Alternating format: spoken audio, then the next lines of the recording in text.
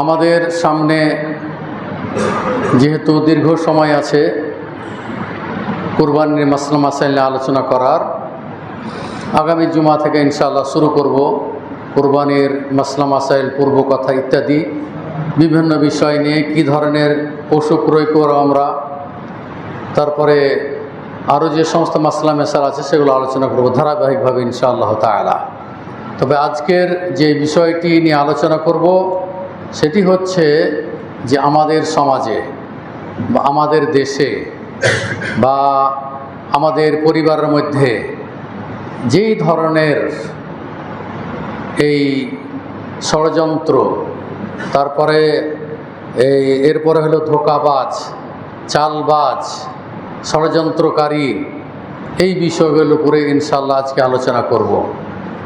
আপনাদের সম্মুখে আমি সূরা ফাতিরের 10 নম্বর আয়াত তেলাওয়াত করেছি এবং সহিহ ইবনে হিব্বানের 567 নম্বর হাদিস, যেটি সিলসিলা আল হাদিস আর সাহিহার হাদিস নাম্বার হচ্ছে 1058 নম্বর হাদিস।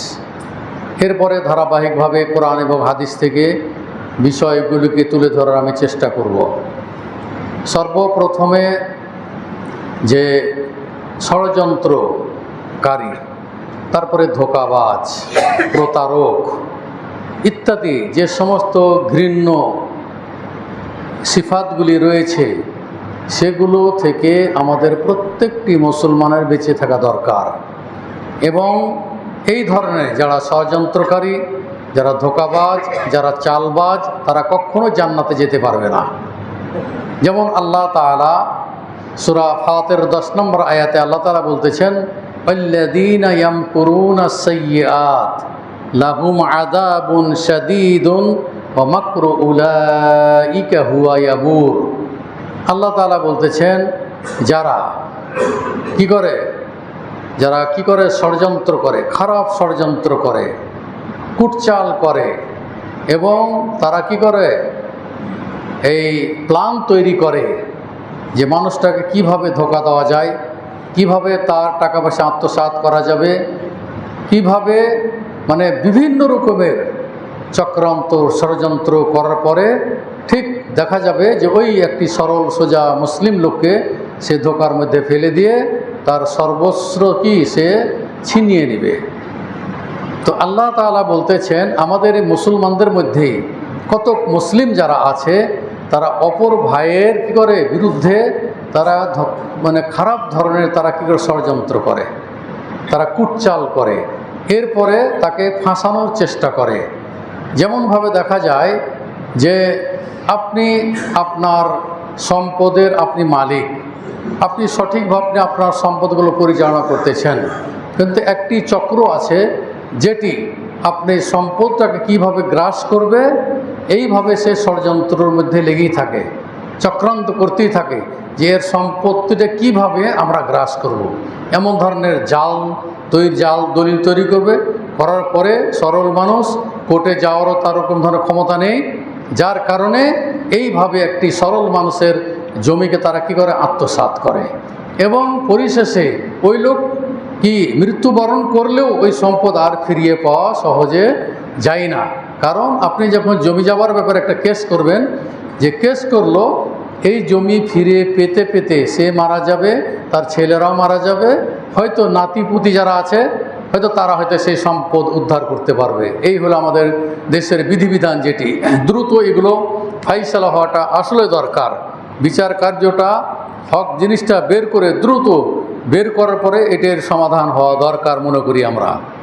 যা হোক, আল্লাহ তাআলা এখানে বলতেছেন যে যারা খারাপ ধরনের ষড়যন্ত্র করে তাদের জন্য রয়েছে কঠিন শাস্তি, লাহুম আযাবুন শাদীদুন, এবং তাদের জন্য রয়েছে কঠোর শাস্তি। শুধু তাই নয়, তারা যে ষড়যন্ত্র করলো, বলছে ওয়া মাকরু উলাইকা হুয়া ইয়াবুর, বলছে তারা তাদের ষড়যন্ত্রে তারা কি হবে, ব্যর্থ হবে, ব্যর্থ হতেই হবে। একটি মানুষকে ধরেন তারা পরিকল্পনা মুআফিক বা পরিকল্পনা তৈরি করলো, ঠিক লোকটিকে হত্যা করে ফেললো, তারপরে যিনি নির্দেশ দিয়েছেন উনি কিন্তু মনে করছে আমি গ্রেফতার হব না, কিন্তু দেখা গেল যখন একটি লোক ধরা পড়বে তারপরে মূল মালিক পর্যন্ত কে যাবে, সবাই গ্রেপ্তার হয়ে যাবে এবং ওই লোকটিকে যে হত্যা করলো তার হত্যার পরিবর্তে তখন তাদের হয় যাবজ্জীবন কারাদণ্ড হবে, নাহলে ফাঁসি হবে। তো এই যে তারা ষড়যন্ত্র করলো, করার পর কি হলো, আল্লাহ তাআলা যে মাকরু উলাইকা হুয়া ইয়াবুর, বলা হচ্ছে তারা তাদের ষড়যন্ত্র অবশ্যই ব্যর্থ হবে। তাহলে এইভাবে যতগুলো হত্যাযজ্ঞ সংঘটিত হয়েছে অধিকাংশ এই হত্যাযজ্ঞের তারা খেয়েছে বিচারাধীন রয়েছে এবং তারা ফেঁসে গেছে এবং ধরা পড়ে গেছে এবং 10 বছর 15 বছর পরেও কিছু কিছু যেগুলো আছে সেটা ব্যতিক্রম থাকবে। কিন্তু এই ধরনের হত্যাকাণ্ড চালালে সেই হত্যাকাণ্ডের রহস্য অবশ্যই উদ্ঘাটন হবে এবং এগুলো বের হয়ে যাবে, আল্লাহ তাআলাই বের করে দেবেন তারা অন্যায়ভাবে তারা ষড়যন্ত্র করে তাকে হত্যা করেছে, যার কারণে এটা উদ্ঘাটন হবে এবং ধরা পড়বেই এবং বিচারের আওতায় আসতেই হবে। যদি আপনার বিচারক যদি ন্যায়পরায়ণ হয় তবে, আর যে ধরনের বিচার কার্য যদি টাকার বিনিময় হয়, যেভাবে লেনদেন চলছে, তারপরে এই ধরনের লেনদেনের মাধ্যমে যদি করে, তাহলে কিন্তু তাকে আসলে বিচারক বলা যাবে না। সে কিন্তু প্রকৃত অর্থে কিন্তু বিচারক নয়। বিচারক ওই ব্যক্তি যে ন্যায় ইনসাফ ন্যায় পরায়ণ হবে, সেই ওই কিয়ামতের দিন 7 শ্রেণীর মধ্যে ওই ইমাম ওই বিচারক কি হবে, আল্লাহর আরশের ছায়াতলে স্থান পাবে। কিন্তু কোথায় সেই বিচারক, কোথায়? হতে পারে থাকতে পারে, আল্লাহ আলাম, যেটি আমাদের জানা নেই, হয়তো আমাদের ধারণা বিচারকদের উপর ভালো থাকা, সেই হিসাবে আমরা যেহেতু আভ্যন্তরীণ ব্যাপার সেগুলো আমাদের অনুসন্ধান করাও আমাদের ঠিক হবে না। আল্লাহ তার বিচার করবে, যেহেতু অন্যায় কাজ যদি করে, অন্যায়ভাবে যদি বিচার করে, তাকে তার শাস্তির মুখোমুখি হতেই হবে এবং তাকে শাস্তি পেতেই হবে। এরপরে আল্লাহ রাসূল সাল্লাল্লাহু আলাইহি ওয়াসাল্লাম বলছেন যে যারা চক্রান্তকারী এবং যারা ধোঁকাবাজ, আল্লাহ রসুল বলছেন যে আল্লাহ রসুলের উম্মত থেকে, উম্মতে মুহাম্মদী থেকে সে বহিষ্কৃত, তার মানে সে জাহান্নামে যাবে, সে আল্লাহ রসুলের উম্মত হিসেবে আর থাকবে না, সে জাহান্নামে যাবে। আল্লাহ রসুল বলছেন যে মান গাশশানা ফালাইসা মিন্না, যে আমাদেরকে ধোঁকা দিল সে আমাদের দলভুক্ত নয়, আমার উম্মতের দলভুক্ত নয়। তারা কে? অল মাকরু,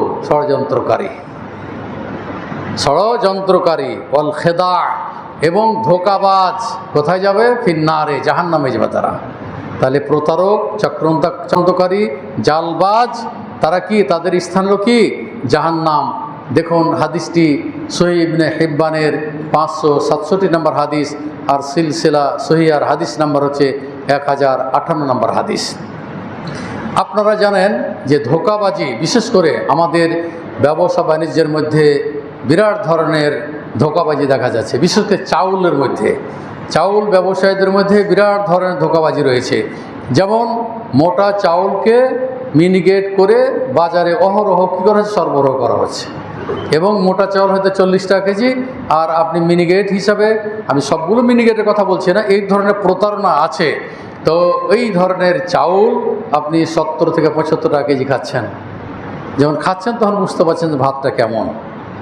তো আমি যেটা বলতে চাচ্ছি যে এইভাবে চিকন চাউলের সাথে মোটা চাউল, তারপরে এই মোটা চাউলকে অন্য নামে বা চিকন চাউলকে অন্য নামে, এইভাবে প্রতারণা ব্যবসায়ের মধ্যে রয়েছে এবং এইভাবে প্রতারণা করতেছে।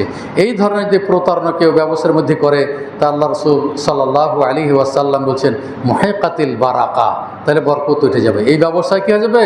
বরকত উঠে যাবে। তো এই বিশেষ করে প্রত্যেকটা ক্ষেত্রে দেখুন যে আপনি যখন এই শুকনো মরিচ, গুঁড়ো মরিচ যখন কিনতে যাবেন, তখন দেখা যায় এর মধ্যে ভেজাল রয়েছে, এর মধ্যে ধোঁকাবাজি রয়েছে। কারণ গুঁড়া আপনার এই কী বলে মরিচের মধ্যে দেখা যায় ইটের গুঁড়া দিচ্ছে, নাহলে গমের আটা দিচ্ছে, দিয়ে ওইভাবে মেশিন থেকে তারা বের করছে। এরপরে আরও ধোঁকাবাজি শোনেন, হয়তো 5 কেজি আপনার কি করলেন, আপনি এই ধইনা কিনলেন, তারপরে 1 কেজি জিরা কিনলেন, তারপরে ওটা একটু মিক্স করে দেখা যায় যে জিরার সেন্টটা দেখা যাচ্ছে। তখন ওই যে 7 কেজি বা 6 কেজি, এই যে আপনি প্রতারণা করলেন, ধোঁকা দিলেন, এটা কি জিরার হিসাবে জিরা হিসাবে আপনি বিক্রি করতেছেন, তাহলে এখানে কত বড় একটা প্রতারণা রয়েছে। এরপরে দেখুন হলুদ এখানে বিভিন্ন রঙের পাওয়া যাচ্ছে, হলুদের মধ্যেও কিন্তু অনেক গণ্ডগোল রয়েছে। তাহলে প্রত্যেকটা ক্ষেত্রে আপনাদের খালি ধোঁকাবাজি ছাড়া, মানে প্রতারণা ছাড়া আমাদের দেশে এই ব্যবসায়ীরা, অধিকাংশ ব্যবসায়ী যারা, তারা এর থেকে বাঁচতে পারে না। এবং মিথ্যা কথা, অহরহ মিথ্যা কথা। আল্লাহ রাসূল বলছেন, যদি ব্যবসার মধ্যে কেউ মিথ্যা কথা বলে এবং মিথ্যার আশ্রয় দেয়, তাহলে তার ব্যবসায় আল্লাহ তাআলা কোনোদিন বরকত দান করবেন না। বরকত পেতে হলে আপনাকে সৎ ব্যবসায়ী হতে হবে। বরকত যদি পেতে চান, তাহলে আপনার ভিতরে যদি অল্প দিন আপনার মূল্যের আপনার কি বলা হয় ব্যবসার মধ্যে যদি অল্প লাভও হয়, তাহলে আল্লাহ তাআলা এর মধ্যেই আপনাকে কল্যাণ দান করবেন এবং বরকত দান করবেন। এবং ধোঁকা দিয়ে যে আপনি সম্পদ গড়লেন, এই সম্পদের কোনো মূল্য নাই। এই সম্পদ আজ হোক কাল হোক ধ্বংসের মুখোমুখি হতে হবে, ধ্বংস হতেই হবে।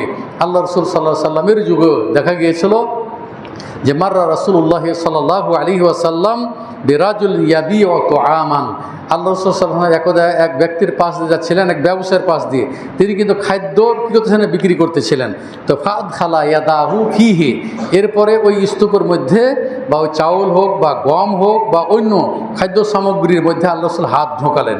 ঢোকার পরে তখন বলছেন ফাইজা হুয়া মাকবুসুন, বলা হচ্ছে সেখানে দেখা গেল যে ওই পণ্যের মধ্যে, ওই খাদ্যের মধ্যে আল্লাহ রাসূল ভিজা অনুভব করলেন।